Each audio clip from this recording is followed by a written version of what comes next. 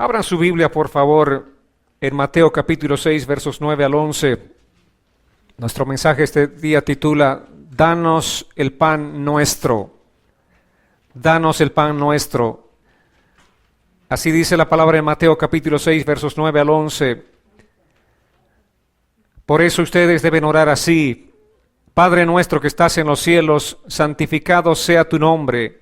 Venga tu reino, hágase tu voluntad en la tierra como en el cielo. El pan nuestro de cada día, dánoslo hoy. Estuvimos hablando acerca de lo que implica esta oración como un modelo de oración que Jesús enseñó como una base para cómo tiene que ser nuestra oración cotidiana. No para repetir esta oración una y mil veces, sino para entender cómo es que tenemos que orar nosotros al Padre.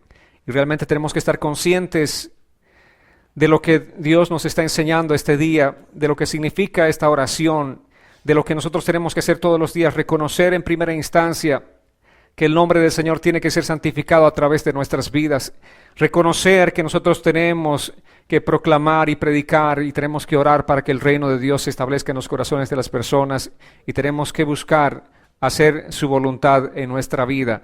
Esos son los primeros tres pasos importantes en la enseñanza de esta oración. Y todo esto obviamente está centrado en Dios, en lo que nosotros tenemos que buscar. En nuestra oración tenemos que buscar ese beneficio para el reino de Dios. Y a continuación empieza Jesús enseñándonos que también tenemos que pedir por el pan nuestro de cada día. El pan de cada día, dánoslo hoy. Yo sé que muchos no están conscientes de esta necesidad, tal vez porque vivimos en un país como este, un país tan desarrollado, un país que provee tantas ventajas a las personas. Muchos tal vez definitivamente están orando, pero no por el pan nuestro de cada día. Muchos están orando para que Dios les dé un autocontrol, un dominio propio de sí mismos para no comer mucho y de esta manera no engordar o bajar de peso. ¿Sí o no? Muchos están pidiendo que Dios les dé dominio propio para no comer mucho. Pero yo quisiera preguntarles, ¿cuándo fue la última vez que estuvieron en una situación tan desesperada que no tenían nada que comer y pudieron levantar ese clamor y decirle, Padre nuestro que estás en los cielos, santificado sea tu nombre, venga tu reino, hágase tu voluntad, y finalmente decirle, Señor, el pan nuestro de cada día, dánoslo hoy. Necesito ese pan, necesito de manera desesperada comer ese pan. Saben, amados, este es un patrón importante en la oración. Como les decía, este patrón de la oración que Jesús estaba enseñando a sus discípulos tiene dos partes. La primera es aprender a glorificar a Dios. Nosotros tenemos que glorificar a Dios en nuestra vida, tenemos que glorificar a Dios con nuestros hechos, tenemos que glorificar a Dios en nuestros actos, tenemos que glorificar a Dios en primera instancia. La segunda parte empieza a hablar de las necesidades de los hombres. El enfoque de la oración es Dios y su gloria.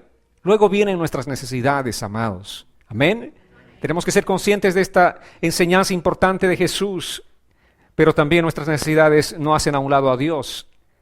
El pan diario es una expresión de la gracia de Dios. Solamente por la gracia de Dios podemos tener nosotros las fuerzas necesarias para llevar el pan a nuestra casa. Solo por la gracia de Dios podemos tener la salud necesaria para llevar ese pan de cada día a casa. Eso no es algo que dependa de nosotros, amados. ¿Saben qué? La vida es tan frágil. Hoy estás donde estás. Mañana puede ser que ya no estés más. Hoy respiras, mañana puede ser que ya no. La vida es tan frágil, amados, y cada día tenemos que estar más conscientes de esto. Y tenemos que tener un corazón agradecido. Y nosotros tenemos que decirle, Padre nuestro, danos nuestro pan de cada día. Y cada día que nosotros recibimos esa bendición, ser agradecidos con el Señor. Cada vez que tenemos una necesidad debemos orar así, amados, para que Dios se glorifique al proveernos. Dios se glorifica en todo esto. Dios nos ama, somos sus hijos. Y cuando nosotros le pedimos por ese pan nuestro, Dios se glorifica al proveernos. Una oración centrada en el hombre es una oración egoísta. Una oración centrada en el hombre está lejos de ser una oración que Jesús haya enseñado a sus discípulos. La oración jamás debe estar centrada en nosotros mismos. La oración jamás debe estar centrada en ninguna persona, sino enteramente en Dios, en la gloria de Dios. Por eso tenemos que entender que todo lo que tal vez hemos aprendido nosotros por el camino ahí, por nuestro paso por diferentes lugares, Cuando la gente, los pastores, los líderes nos decían, tú tienes que ordenar a Dios, tú tienes que decretar, tienes que demandar a Dios, estas oraciones son simplemente oraciones egoístas porque están centradas en el hombre y no están centradas en el Dios vivo y poderoso que nosotros conocemos. Nosotros tenemos que dar gloria a Dios en todo momento. Amén. Si tú ordenas, si tú decretas, si tú demandas a Dios, no estás glorificando a Dios, sino que te estás poniendo en el centro mismo de la oración. Vale decir que por ti suceden las cosas, y esa no fue la enseñanza de Jesús. En la oración del Padre nuestro, Jesús no estaba diciendo que tú eres el centro de todo. Jesús estaba diciendo que Él, el Padre, es el centro de todo. Y nosotros tenemos que buscar la gloria de Dios en todo momento. La oración es un medio para que Dios reciba la gloria. Tenemos que ser conscientes de esto, amados. Glorificamos a Dios cuando reconocemos que Él nos da la vida. Glorificamos a Dios cuando reconocemos que la salud que la tenemos hoy, la tenemos de parte de Él. Glorificamos a Dios por el pan que comemos este día, que genuinamente lo hemos recibido de sus manos. Hemos recibido el sustento de parte de nuestro Señor. Por eso Jesús les decía también a sus discípulos en Juan capítulo 14, verso 13, y todo lo que pidan al Padre en mi nombre lo haré para que el Padre sea glorificado en el Hijo. ¿Cuál es el centro de la oración entonces? Para que el Padre sea glorificado. Amén, amados. ¿Qué tenemos que aprender de la oración y de nuestro estilo de vida diario, de nuestro caminar diario? Que yo sea glorificado o que el Padre sea glorificado. Que el Padre sea glorificado. Amén. Que el Padre sea glorificado en todo lo que hagamos y también en nuestras oraciones. El pan nuestro de cada día habla entonces de todas las necesidades físicas y materiales del hombre. En algunos lugares el Evangelio de Jesucristo ha sido reducido a una mera satisfacción del deseo de las personas. Y eso no es cristianismo. Eso es egocentrismo y eso es hedonismo. El hedonismo es ese. El enfoque, la filosofía del hedonismo es la satisfacción de mí mismo, la satisfacción de la persona, la búsqueda del placer a cualquier costo. Y Jesús no vino a este mundo para satisfacer nuestros deseos. Jesús vino a este mundo para salvarnos de nuestros pecados. Esa muerte en la cruz, que este día, por cierto, es predicada, es recordada en diferentes países del mundo. Esa muerte en la cruz del Calvario, la sangre de Jesús, la sangre de nuestro amado Señor derramada en esa cruz del Calvario, fue para traer salvación y vida eterna a nuestras vidas. Amén, amados. Y nosotros tenemos que aprender a dar gloria a nuestro Padre Celestial. ¿Qué significa pedir por el pan diario?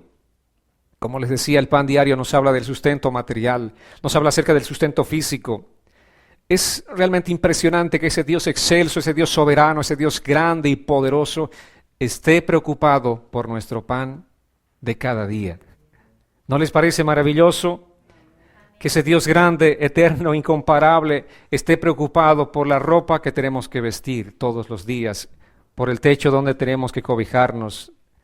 Él está preocupado por nosotros, está preocupado por sus hijos, por nuestras necesidades, pero al mismo tiempo Él establece ciertas condiciones para que estas necesidades sean satisfechas, amados. Amén.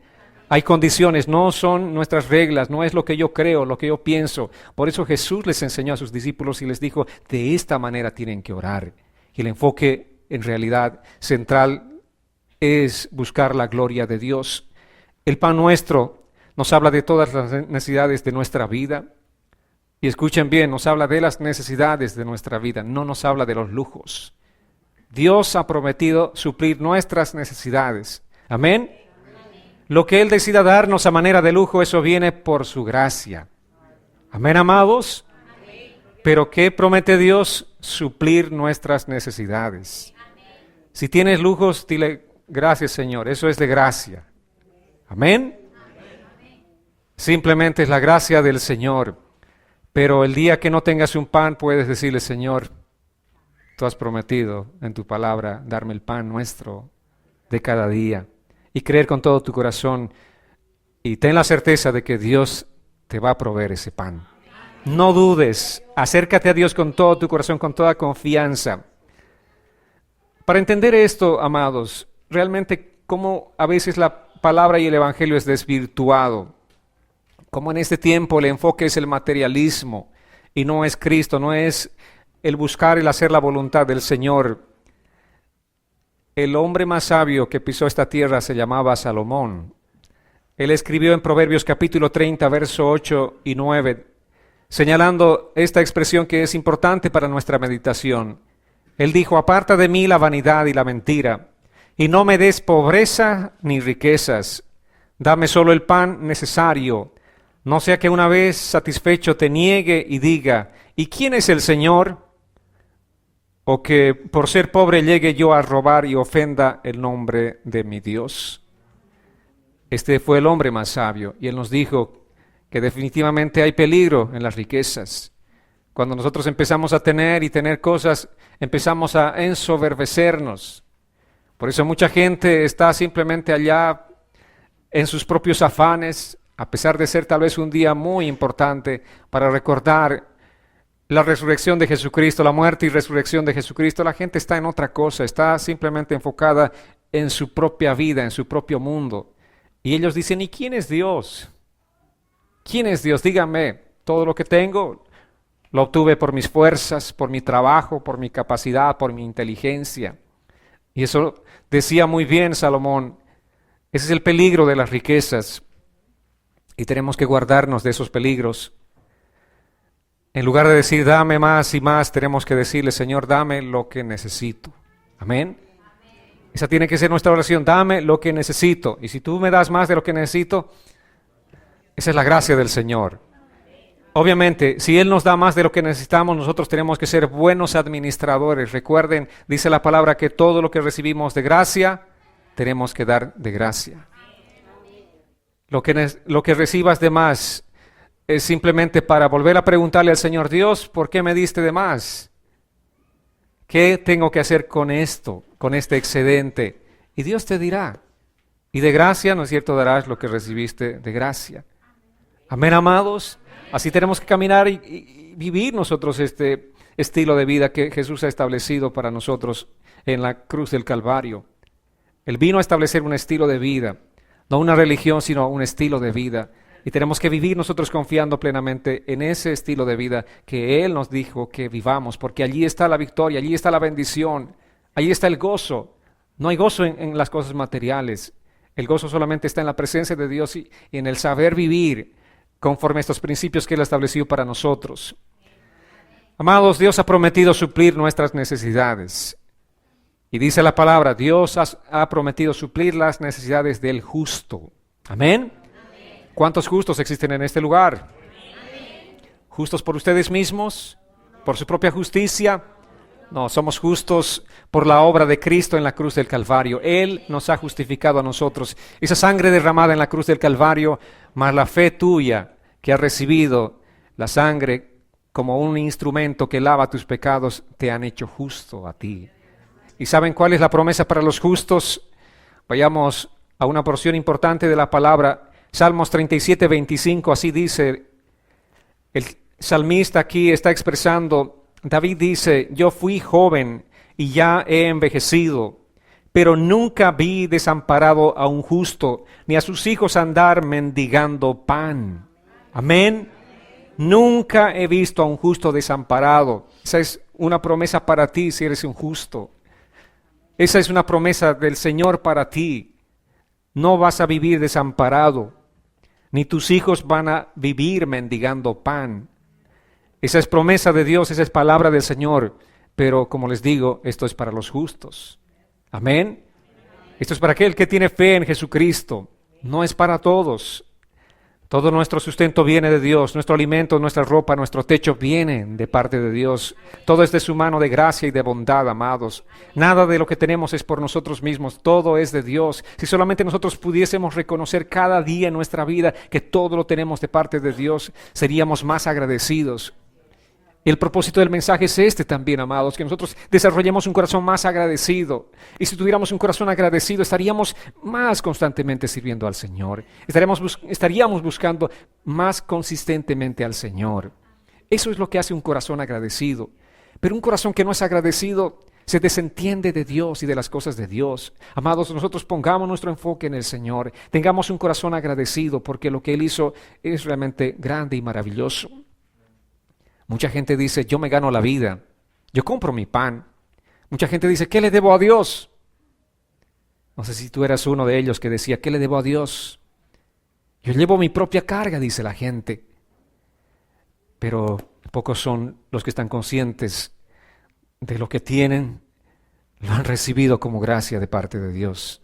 Que la ropa que tienes, que vistes este día, lo vistes por el amor del Señor, por la gracia y por la misericordia del Señor. Si dices que con tus fuerzas trabajaste, quiero recordarte este día que esas fuerzas vienen de parte de Dios. Amén. Porque si no, no harías nada. Como les decía, el aire que respiras viene por la gracia de Dios. Si no, no existirías. Amados, todo lo que tenemos viene de Dios, viene de sus buenas manos y nosotros tenemos que ser agradecidos todos los días de nuestra vida. Llegará el día, según dice Apocalipsis, donde todo el dinero que la gente tiene, todo el dinero que tú tienes no servirá para nada. Tendrás muchos millones tal vez, pero con esos millones no podrás comprar alimento. ¿Saben por qué? Porque no habrá alimento. No habrá alimento. 1 kilo de oro por 1 kilo de arroz, ese será el trueque. Pero asimismo no habrá alimento. La gente no es lo suficientemente humilde para venir delante de Dios y agradecerle por todo el sustento.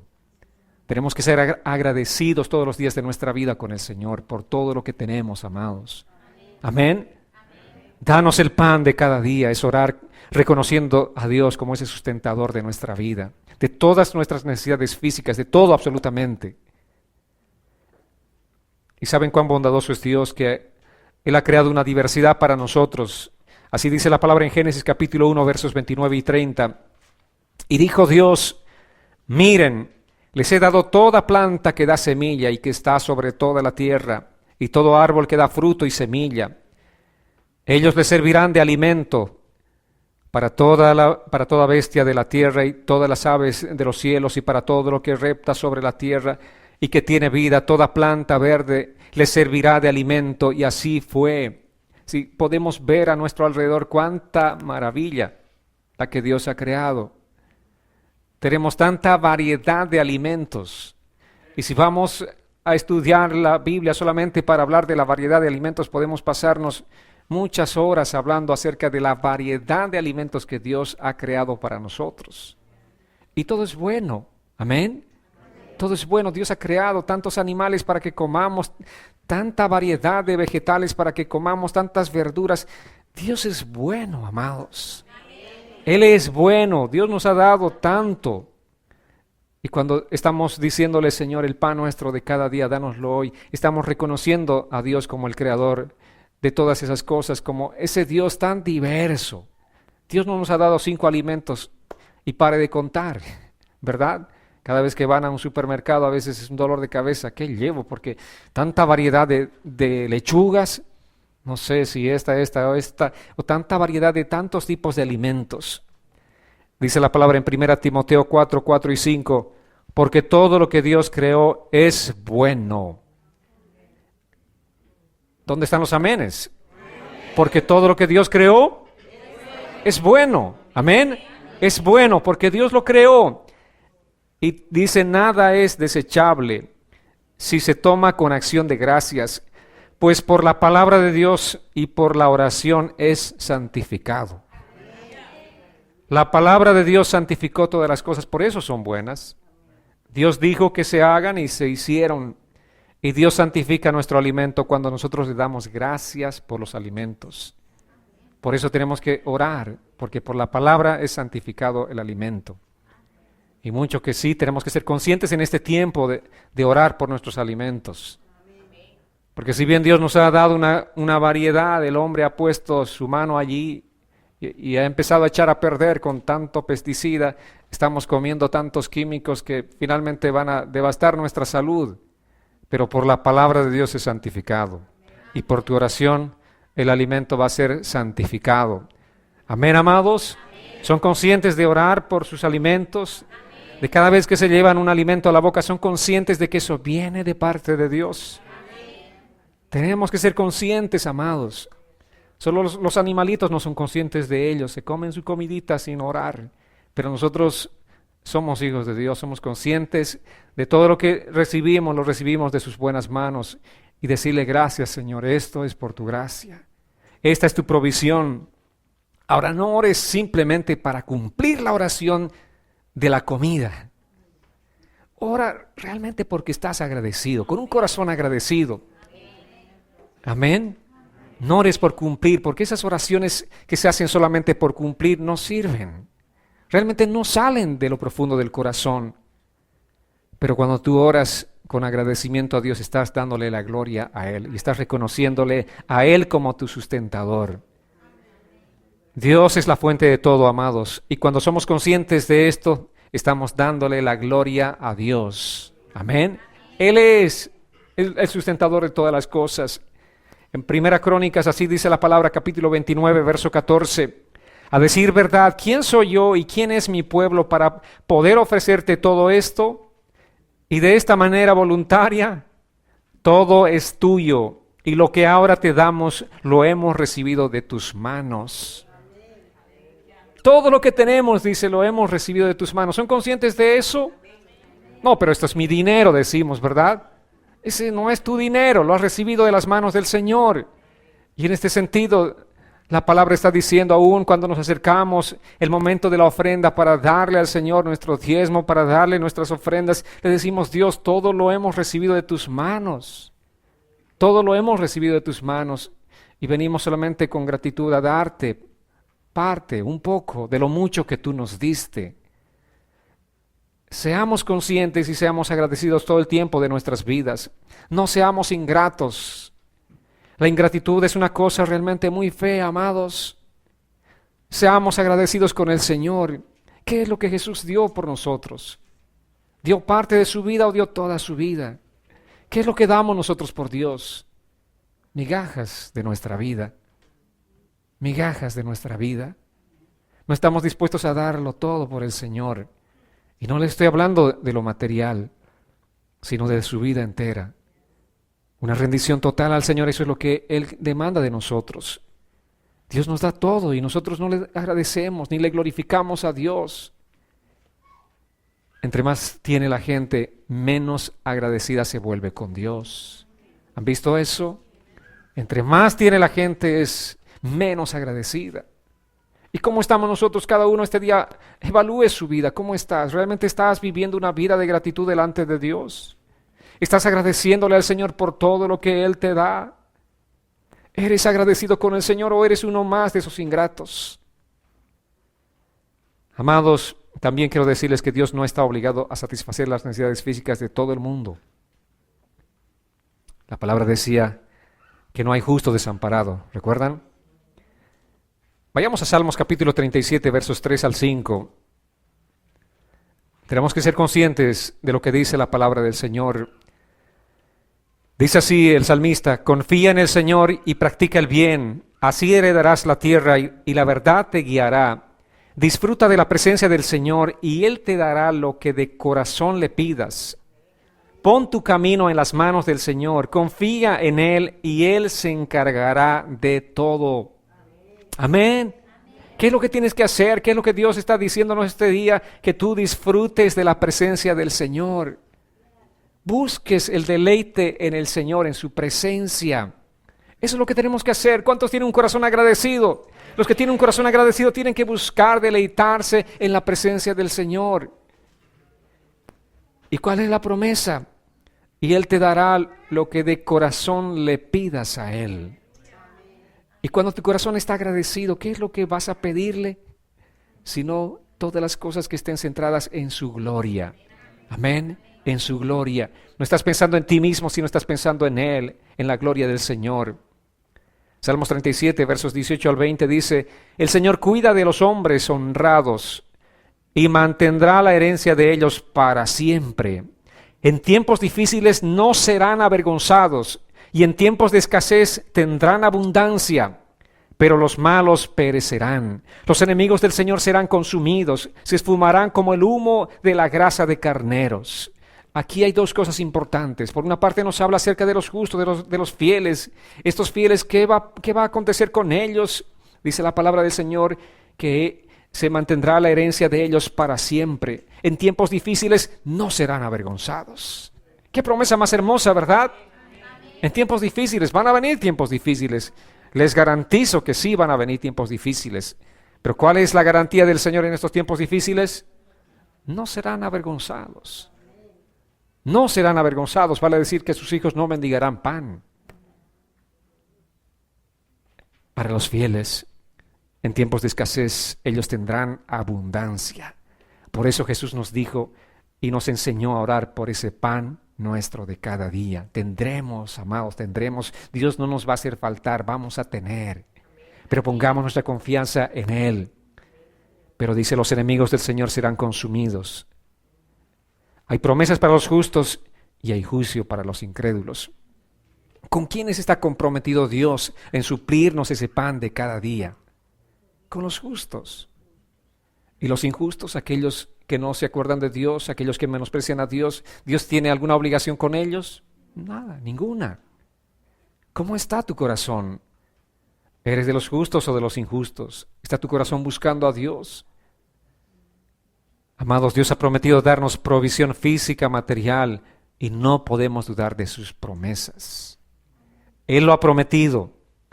Ahora, el problema del mundo no es la falta de recursos. El problema del mundo no es la sobrepoblación, como dice mucha gente. ¿Saben cuál es el problema del mundo? ¿Por qué hay tanta escasez? ¿Por qué hay tanta hambre? El problema es espiritual. Es espiritual y quiero simplemente compartir algunos datos importantes para demostrarles este principio. Simplemente como ejemplo vamos a hablar del hinduismo, una de las religiones que se practica en el mundo y principalmente, mayoritariamente en la India. El hinduismo no cree que el hombre fue creado a imagen de Dios, para empezar. Veamos lo que pasa en la India. Los recursos naturales de la India pueden satisfacer sus necesidades, pero la religiosidad se los impide. Hay 15 millones de personas que mueren anualmente en la India y por hambre. Pero escuchen lo que viene a continuación. Ellos tienen más de 300 millones de religiones o de dioses. 300 millones o más de dioses. Los dioses son personificados, por ejemplo, en vacas. Ellos consideran sagrado aún la orina y el estiércol de la vaca. No matan, por supuesto, a sus vacas para comer la carne, porque es una deidad. Y una vaca come el alimento suficiente para alimentar a 7 personas en la India. Y en la India existen más de 200 millones de vacas. Imagínense lo que pasa, amados, y lo que realmente les estoy diciendo. El problema del mundo es un problema espiritual. Si los indios se comieran sus vacas, tendrían suficiente alimento para alimentar a todos sus habitantes, incluso tendrían para dar a otros países. No habría uno solo pasando hambre en la India, absolutamente uno solo. Bueno, estamos hablando solamente de las vacas. ¿Qué de los ratones? El 15% de los alimentos en la India son consumidos o comidos por ratones. Y nadie mata a un ratón porque también es una deidad. Entonces lo que priva a la India de alimento es el paganismo. Amén. El problema del mundo, simplemente les pongo un ejemplo, la India, el paganismo, el problema espiritual. Ahora, veamos el problema en nuestros países latinoamericanos.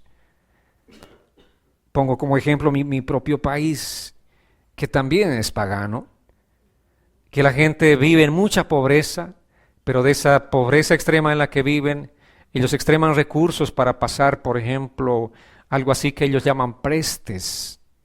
Vale decir que una persona tiene que encargarse de una festividad religiosa y hacer comer y beber a todo el pueblo. Y para eso tienen que trabajar años, privando obviamente a sus hijos de alimento, de ropa. El paganismo está afectando. Veamos de una manera más estrecha y cercana a nuestras realidades. Muchos de nuestros compatriotas latinos viviendo en este país viven, trabajan durísimo, muy duro, pero el producto de ese trabajo duro en un fin de semana lo echan a perder totalmente en bebidas, alcohólicas y tantas cosas. Y sus hijos siguen pasando necesidades y su familia sigue pasando necesidades. El problema es espiritual. Si la gente realmente buscara a Dios, si la gente pusiera su corazón en Dios, otra sería la realidad de este mundo. No habría gente pasando hambre, no habría gente muriendo. Pero el gran problema es que la gente no quiere buscar a Dios. Dios está llamando a la gente, pero la gente está con un corazón totalmente endurecido. Está con una vista totalmente enceguecida. No quiere la gente buscar a Dios. Es difícil, amados, aún entre el mismo pueblo cristiano. Cuán duros a veces somos, cuán difíciles somos para responder a Dios, a las cosas de Dios. Cuán fácilmente podemos responder a otras cosas, pero cuán difícil es responder al beneficio espiritual que Dios trae a nuestras vidas a través de las diferentes actividades espirituales que realizamos aquí en la iglesia, por ejemplo.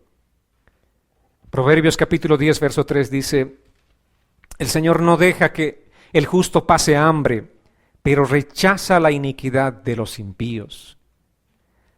¿Por qué mueren tantos millones en este mundo de hambre?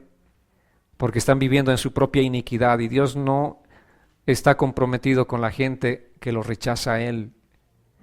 No está comprometido con la gente que vive en paganismo, pero dice al mismo tiempo la palabra que el Señor no deja que el justo pase hambre. Él no va a permitir que ningún justo suyo pase hambre. Salmo 33, versos 18 y 19 dice, el Señor mira atentamente a quienes le temen, a quienes confían en su misericordia para librarlos de la muerte y darles vida en tiempos de escasez.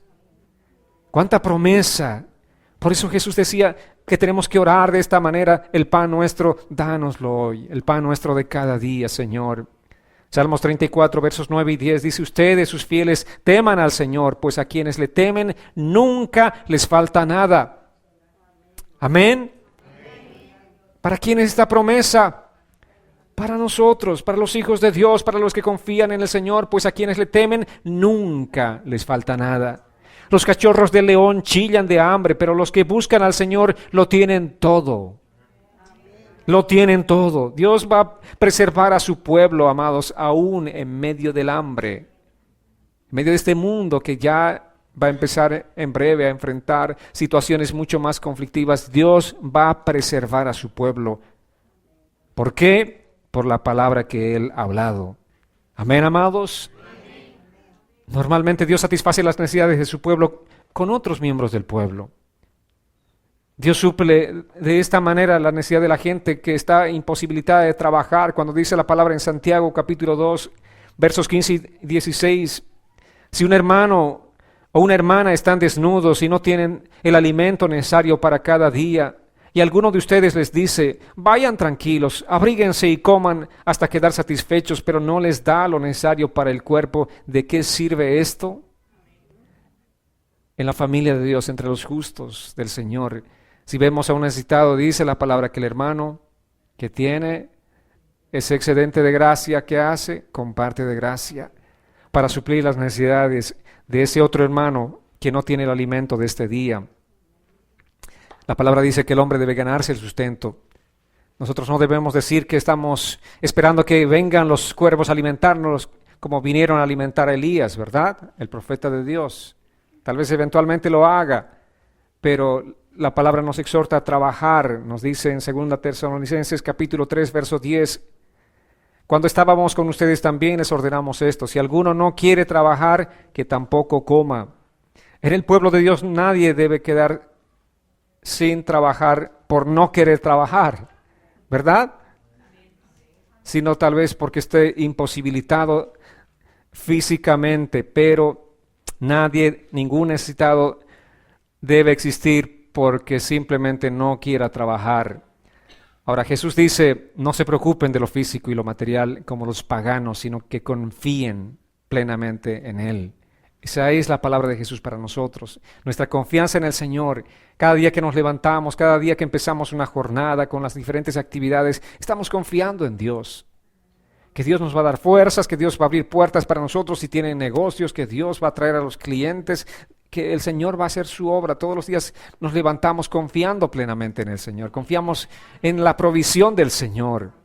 Y Jesús dice eso, no sean como los paganos están atribulados porque no saben si mañana tendrán, o porque no saben si lo que hoy tienen mañana también lo van a perder. Entonces la gente vive muy atribulada. Quiero que vayamos a Mateo capítulo 6, versos 25 y 26. Así dijo Jesús: por lo tanto les digo, no se preocupen por su vida, ni por qué comerán o qué beberán, ni con qué cubrirán su cuerpo. ¿Acaso no vale más la vida que el alimento, y el cuerpo más que el vestido? Miren las aves del cielo, que no siembran, ni cosechan, ni recogen en graneros, y el Padre Celestial las alimenta. ¿Acaso no valen ustedes mucho más que ellas? ¿Acaso no valen mucho más que ellas? Jesús dice, por supuesto que ustedes valen mucho más que ellas. Si ellas no están pasando hambre, no padecen de esta situación, ustedes tampoco. Y recuerden, ustedes valen más que las aves. La confianza en el Señor es importante. Y esta expresión de danos el pan nuestro de cada día, danos, incluye a nuestra familia de la fe. Cuando estemos orando, no digas, dame el pan de cada día. ¿Qué tienes que decir? Danos. No solamente oro por mí, yo también oro por ustedes. No solamente oro por mi pan, oro por el pan de cada uno de ustedes. Y ustedes tienen que hacer lo mismo. Y Jesús nos ha enseñado a no ser egoístas en nuestras oraciones. Tenemos que orar por nuestra familia en la fe. Danos. Amén. No estemos concentrados en dame, dame, dame. Oremos siempre en plural. Incluyamos a nuestra familia en la fe. Yo no busco tener abundancia, entre tanto mi hermano esté pasando necesidad. Tengo que orar por todos. La mayoría de los cristianos se preocupa, tal vez porque no están seguros de que Dios les va a proveer ese alimento, ese pan de cada día. Por eso la gente se preocupa. ¿Cuántos están afanados porque no saben qué va a acontecer mañana? Y ese afán, ese estrés los lleva a perder la paz en Dios. Pero aprendamos a confiar, amados, en la provisión diaria de nuestro Señor. Él lo ha prometido a través de su palabra, y no en un solo pasaje, sino en tantos pasajes, y simplemente les traigo algunos para compartir este día. Pero hay tanta promesa del Señor, pero la promesa es para aquellos que creen, que confían en Él, para aquellos que se apoyan completamente en el Señor. Él es nuestra provisión, Él es nuestro pan. Y a propósito, este día quiero compartirles del pan, el pan y el vino, la provisión de Dios. Así como Él ha prometido darnos ese pan físico, ese pan material, también nosotros tenemos la promesa del pan espiritual. Y este día estamos alimentándonos de ese pan espiritual. Quiero que me acompañen a Lucas capítulo 14, versos 17 al 25. En unos instantes vamos a estar participando de la cena del Señor o la Santa Cena. Así dice la Escritura, aquel día que Jesús estaba reunido con sus discípulos. Al caer la noche llegó Jesús con los 12. Ya sentados a la mesa y mientras comían, Jesús dijo, de cierto les digo que uno de ustedes me va a traicionar. Ahora está comiendo conmigo. Ellos se pusieron muy tristes y uno por uno comenzaron a preguntarle, ¿seré yo? Jesús les respondió, es uno de los 12 el que está mojando el pan en el plato conmigo. A decir verdad, el Hijo del Hombre sigue su camino, como está escrito acerca de él. Pero ay de aquel que lo traiciona. Más le valdría no haber nacido. Mientras comían, Jesús tomó el pan y lo bendijo. Luego lo partió y se lo dio al tiempo que decía, tomen, esto es mi cuerpo. Después tomó la copa y luego de dar gracias, se la dio y todos bebieron de ella. Les dijo entonces, esto es mi sangre del pacto, que por muchos es derramada. De cierto les digo, que no volveré a beber del fruto de la vid hasta el día en que beba el vino nuevo en el reino de Dios. Así aquel día Jesús estaba compartiendo con sus discípulos, con los 12 sentados a la mesa, y mientras ellos comían, Jesús les estaba anunciando todo lo que iba a acontecer. aquellos días, aquellas horas previas antes del sacrificio de Jesús, reunidos ahí Jesús y sus 12 discípulos. Jesús conocía el corazón de cada uno de ellos, y uno de ellos no tenía un corazón apropiado para Dios. Este día les estuve hablando acerca de la gratitud. Uno de ellos no tenía gratitud. Uno de ellos simplemente tenía un enfoque materialista. ¿Saben qué? Nosotros no tenemos que buscar a Dios por el pan que nos da. Tenemos que buscar a Dios por quién es Dios. Porque Él es nuestro todo. Porque Él es nuestra confianza. Porque sin Él nosotros no somos nada. Tenemos que buscar a Dios no por las cosas que Él nos da, sino tenemos que buscar a Dios porque lo amamos a Él, porque estamos agradecidos con Él. Quiero por favor que los servidores vayan pasando los elementos de la comunión. Entre tanto, cada uno de nosotros vayamos pensando y meditando en estas palabras, en lo significativas que son estas palabras. Saben, antes de participar de la mesa del Señor, el apóstol Pablo exhortaba a la iglesia en Corintios. El apóstol Pablo les decía que no participen de la mesa del Señor si no han arreglado las cosas internas en sus corazones. No podemos participar de la mesa del Señor, por ejemplo, si hay falta de perdón en nuestros corazones.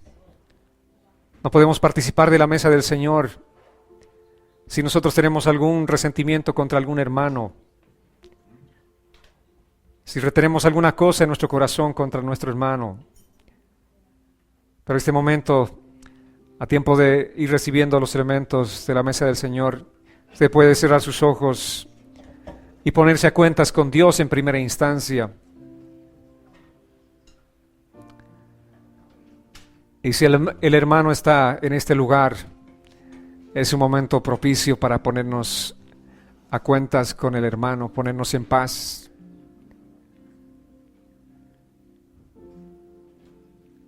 La advertencia del apóstol Pablo fue esta: porque si ustedes comen con ligereza la mesa del Señor,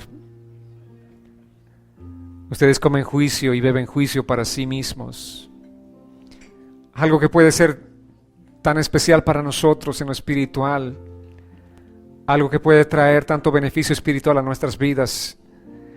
Si no estamos haciendo las cosas correctas delante del Señor, pueden convertirse en cosas que van a traer muerte a nuestras vidas. Muerte espiritual. Por eso muchos, dice el apóstol Pablo, muchos ya han muerto. Literalmente algunos incluso habían muerto.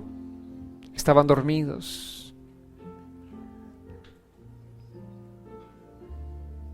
Jesús dice que participemos de la mesa del Señor, que cada vez que lo hagamos, recordemos su venida, pero al mismo tiempo recordemos que nuestro corazón tiene que estar en paz con Dios y tiene que estar en paz con nuestros hermanos. La palabra nos advierte: si alguno ha pecado, abogado tenemos para con Cristo. Pero nos dice que nosotros tenemos que confesar nuestros pecados, porque Él es fiel y justo para perdonar todos nuestros pecados. Él es fiel, amados. Él es justo. Así que aproveche estos momentos, pase estos momentos e instantes que van a ser minutos preciosos para pedirle perdón al Señor.